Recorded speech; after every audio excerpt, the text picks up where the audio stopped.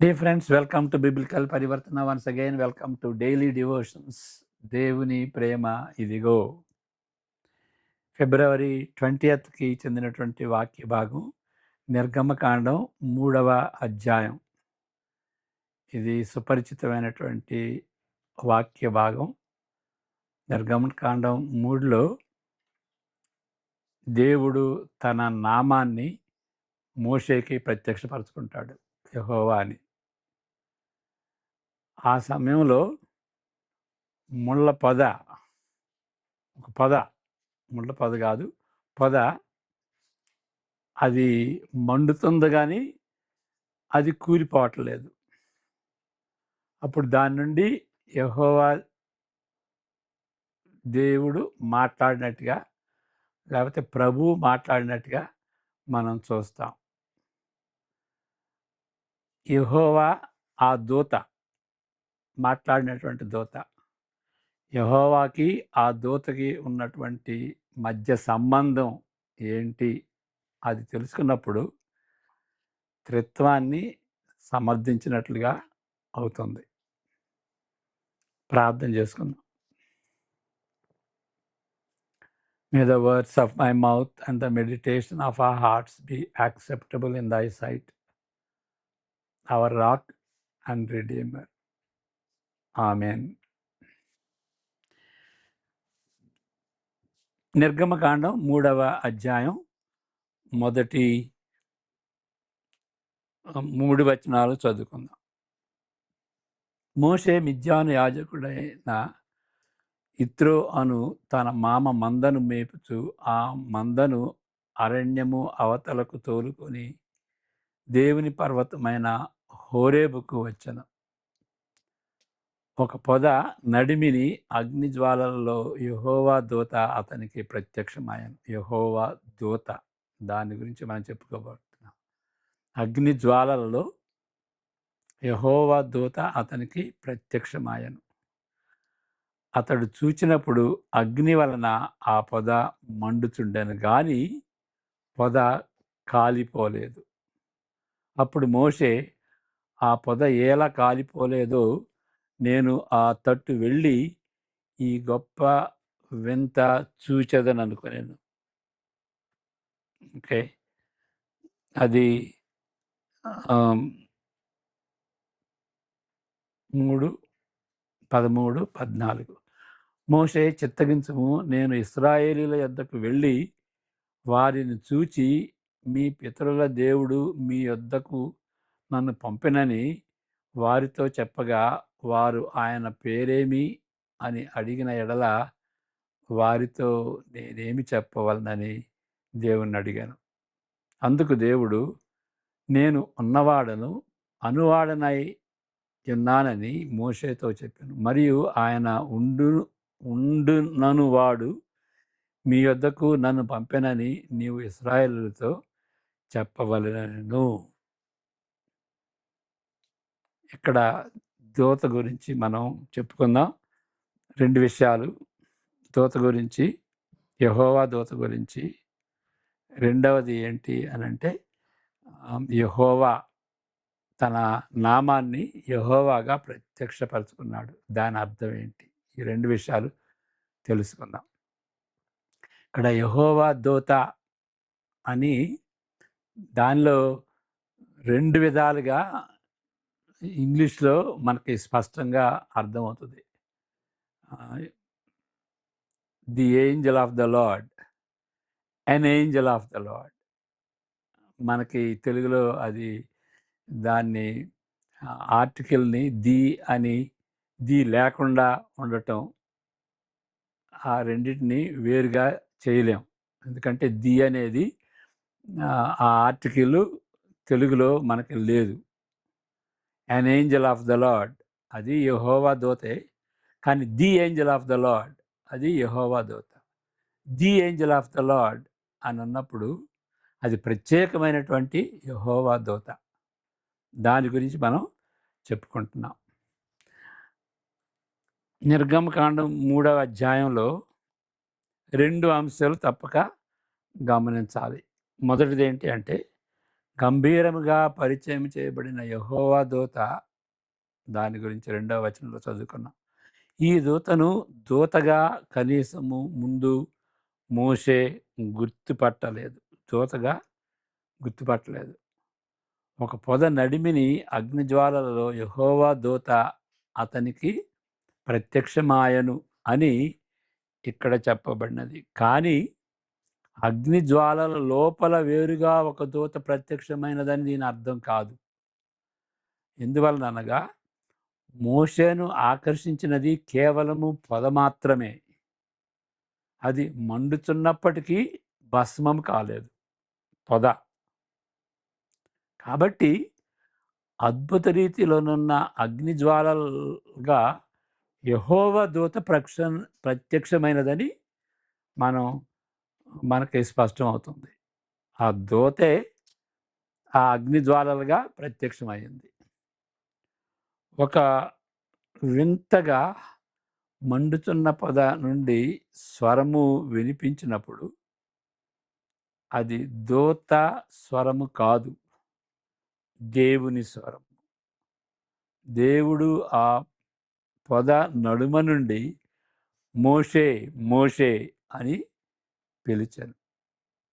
అటు తర్వాత జరిగిన సంభాషణ దేవుడు మోషేల మధ్య జరిగిన సంభాషణ. దేవదూత అనే ప్రస్తావన మనకు ఆ సెక్షన్లో కనిపించదు. అంటే ఆ యెహోవా దూత దేవుడు అనేటువంటిది. యెహోవా దూత దేవుడు. కాబట్టి చూడటానికి ఈ యెహోవా దూత the angel of the lord ఒక విధమైన దేవుని ప్రత్యక్షత. ప్రభువు దూతను గూర్చి పాత నిబంధనలోని వేరే వాక్యములను ఆలోచించే అవకాశము ముందు రాబోతున్నది.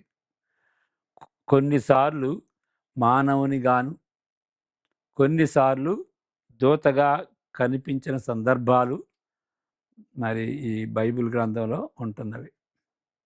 ఆదికాండం 32లో ఒక ఉదాహరణ ఏంటి అంటే 32 ఆదికాండం 32 యాకోబుతో పోరాడిన మనిషిని గూర్చి జ్ఞాపకం చేసుకొనగలరు.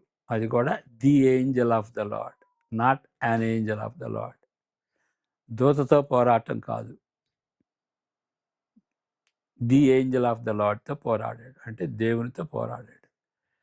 ఎల్లప్పుడూ మరొకరు వెంట ఉంటున్నట్లు ఎల్లప్పుడూ ఏదో రీతిగా దేవుడని గుర్తించబడెను.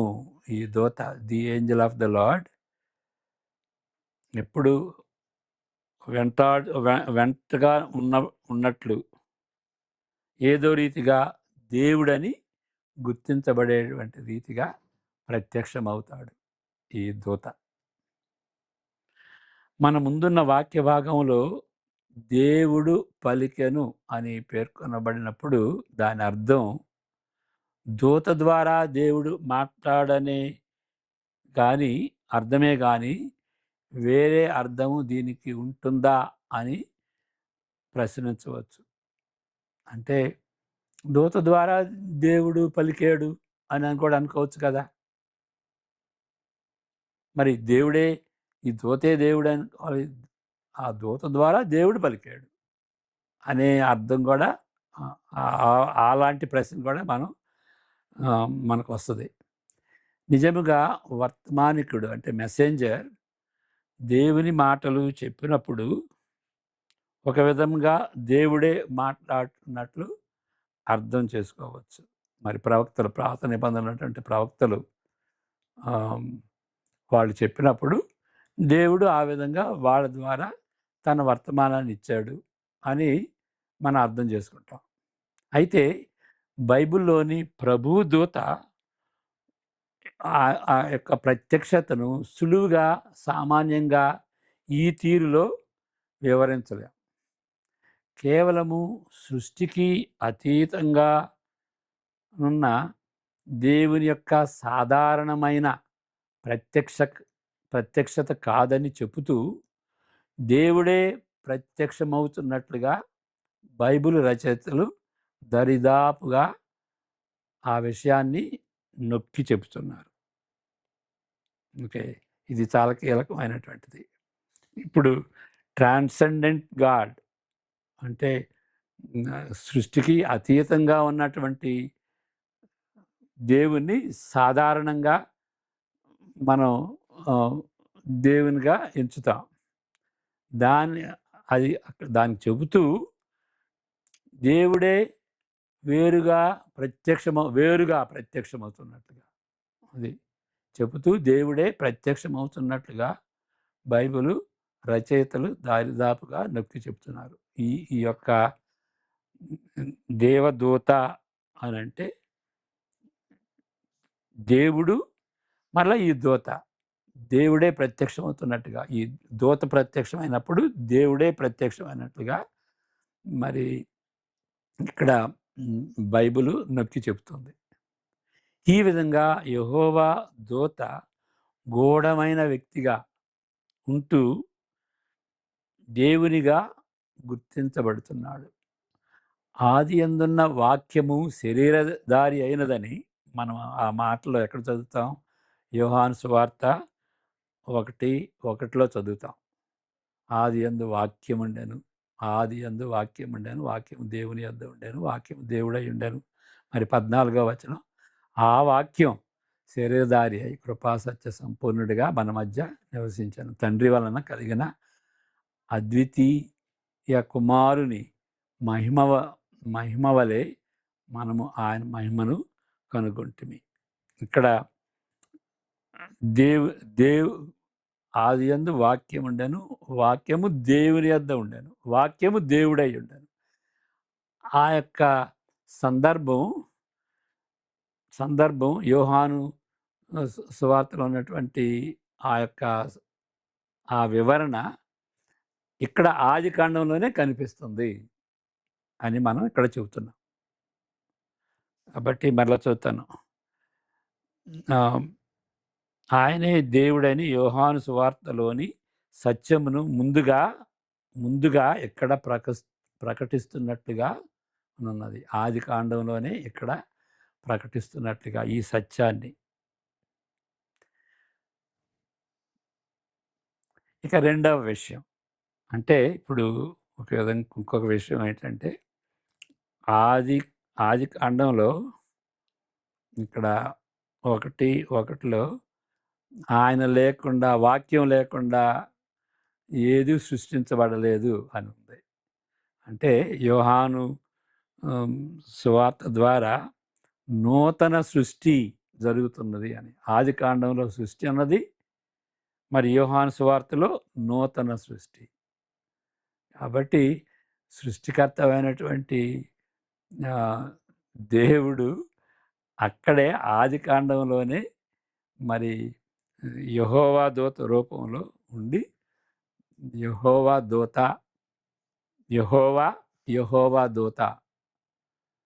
ఆ యొక్క ఐడియా యోహాను సువార్తలో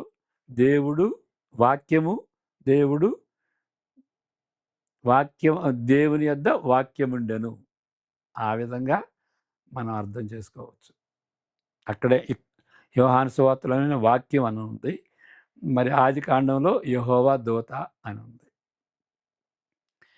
రెండవ విషయం ఇక్కడ అతి క్లుప్తంగా చెప్పవలసి వస్తున్నప్పటికీ ఈ విషయం ఎంతో ప్రాముఖ్యమైనది. దేవుని పేరు నేను ఉన్నవాడను, మరి 13, 14లో మనం చదువుకున్నాం. నేను ఉన్నవాడను అని ఇక్కడ NIVలో కూడాను I am what I am అని ఆ విధంగా చెప్పవచ్చు. లేకపోతే I will be what I will be, ఉండబోవు వాడను అని కూడా చెప్పవచ్చు అని కూడా అనువదించవచ్చు. దీనికి సంబంధించిన హెబ్రీ మాటల్ని కుదించినప్పుడు ఈ విధంగా YWHW యా హా వా హా అని వాటిని వాటిని ఏ విధంగా పిలుస్తారు అని అంటే యాహ్వే అని అంటారు. కానీ ఈ మాటలు 4 టెట్రాగ్రామ్ అంటారు ఇంగ్లీష్లో. టెట్రాగ్రామ్ ఈ 4 పదాలని ఏ విధంగా అనాలి? యెహోవా అని అనొచ్చు, వేరే విధంగా అనొచ్చు. ఇది అచ్చులు కదా, ఇక హల్లులు ఏదైనా కలుపుకోవచ్చు. కానీ యాహ్వే అని సామాన్యంగా ఈ అక్షరాల్ని ఆ విధంగా అనువదిస్తాం అని పెద్ద అక్షరాలతో వ్రాస్తారు. ఆంగ్లంలో జెహోవా వెనుక కూడా ఇవే హెబ్రీ మాటలు ఉంటున్నవి. జెహోవా అన్న, యెహోవా అన్న, యాహ్వే అన్న, YWHW అన్న ఒకటే. లేక తెలుగులో యెహోవా అని పెద్ద అక్షరాలతో అనువదిస్తారు. కనీసం ఇప్పుడు దీని అర్థం ఏంటి? యెహోవా అంటే అర్థం ఏంటి? కనీసం ఈ విధమైనటువంటి అర్థం అన్నట్లుగా మనం గ్రహించాలి. ఇంతకంటే ఎక్కువే కానీ ఇంతకంటే తక్కువ కాదు. అంటే దేవుని ఉనికి స్వీయమైనదని, సెల్ఫ్ ఎగ్జిస్టెన్స్. ఆయన శాశ్వతమైన వాడని, ఎటర్నల్, సంపూర్ణంగా స్వతంత్రుడని, కంప్లీట్లీ ఇండిపెండెంట్, మినహాయింపు లేని సార్వభౌముడని, దాన్నే సావరిన్ అని అంటాం. దేవుని గూర్చి సూచిస్తున్నది ఈ మాటలు. యాహ్వే అంటే అర్థం ఏంటంటే ఆయన ఇండిపెండెంట్గా ఉన్నాడు, కంప్లీట్గా ఇండిపెండెంట్. అంటే దేని మీద ఆధారపడినటువంటి వాడు కాదు, సంపూర్ణంగా స్వతంత్రుడు. ఆయన శాశ్వతంగా ఉండేవాడు. ఆయనకి బిగినింగ్ ఎండింగ్ ఉండదు. ఆల్ఫా ఒమేగా అంటే అర్థం అది, ఆది అంతములు లేనివాడు. ఓకే, సున్నాకి ఎట్లా బిగినింగ్ ఎండింగ్ ఉండదో అదే రీతిగా కంప్లీట్ అన్నమాట ఆయన. ఈయన సెల్ఫ్ ఎగ్జిస్టింగ్ అంటే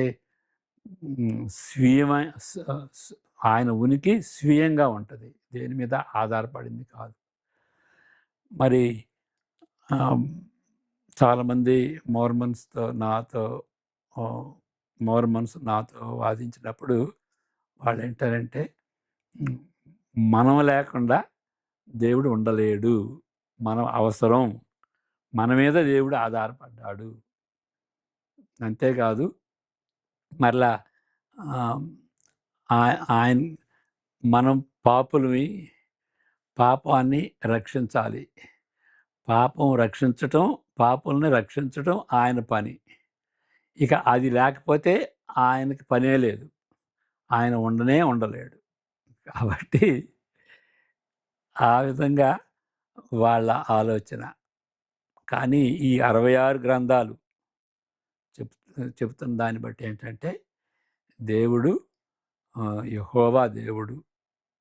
దాని అర్థం ఏంటంటే స్వీయమైనవాడు, దేని మీద ఆధారపడలేదు. మరలా అంతేకాదు, ఆయన కంప్లీట్గా స్వతంత్రుడు. ఓకే,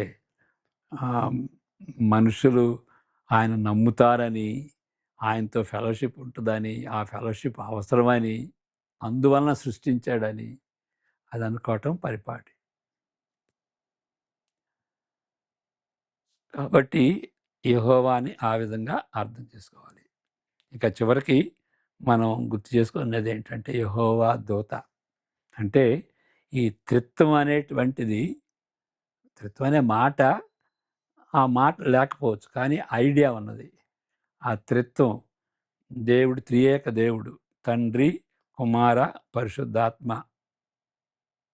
ఓకే, ఒక విధంగా ఒకే దేవుడు, ఒకే విధంగా ముగ్గురు, అదే సమయంలో ముగ్గురు వ్యక్తులు. మరి దాన్ని ఏ విధంగా అర్థం చేసుకోవటం అంటే అర్థం చేసుకోలేం. అది మానవ ఆలోచనకు అతీతమైంది. కానీ ఈ విధంగా దేవుడు ప్రత్యక్షపరచబడుతున్నాడు బైబిల్లో, ఈ 66 గ్రంథాల్లో. ఇది అర్థం చేసుకోకపోతే బైబిల్ని అర్థం చేసుకోలేం. ఓకే. అని మనం గమనించాలి. అదేవిధంగా యోహాను సువార్తలో మొదటి వచనాల్లో మనం చదువుకున్నటువంటి రీతిగా త్రిత్వం అనేది అర్థం చేసుకోకపోతే అది దాన్ని బైబిల్ని అర్థం చేసుకోలేం. పాత నిబంధనలు అర్థం చేసుకోలేము. మరలా క్రొత్త నిబంధన కూడా అర్థం చేసుకోలేము. బైబిల్ని అర్థం చేసుకోవాలనుకుంటే ట్రినిటీ, తండ్రి, కుమార, పరిశుద్ధాత్మ, దేవుడు, ఆ విధంగా మన మైండ్లో ఉండాలి. అప్పుడే దాన్ని అర్థం చేసుకోగలం. కాబట్టి ఈ త్రిత్వం అనేటువంటి ఐడియా యేసుక్రీస్తు వచ్చిన తర్వాతే వచ్చింది అనేది కాదు. పాత నిబంధనలో కూడా ఈ యెహోవా దూత ఆ రూపంలో యేసుక్రీస్తు ఉన్నాడు అని మనం తలంచాలి. ప్రార్థన చేసుకుందాం. యెహోవా నిన్ను ఆశీర్వదించి కాపాడునుగాక. యెహోవా సర్వశక్తిమంతుడైనటువంటి స్వీయమైనటువంటి దేవుడు నీకు నిన్ను ఆశీర్వదించి కాపాడునుగాక. తన ముఖకాంతిని నీపై ప్రకాశింపజేసి నిన్ను కరుణించునుగాక. ఆయన తన సన్నిధి కాంతిని నీపై ఉదయింపజేసి నీకు సమాధానము కలుగజేయునుగాక. ఆమేన్. God bless you.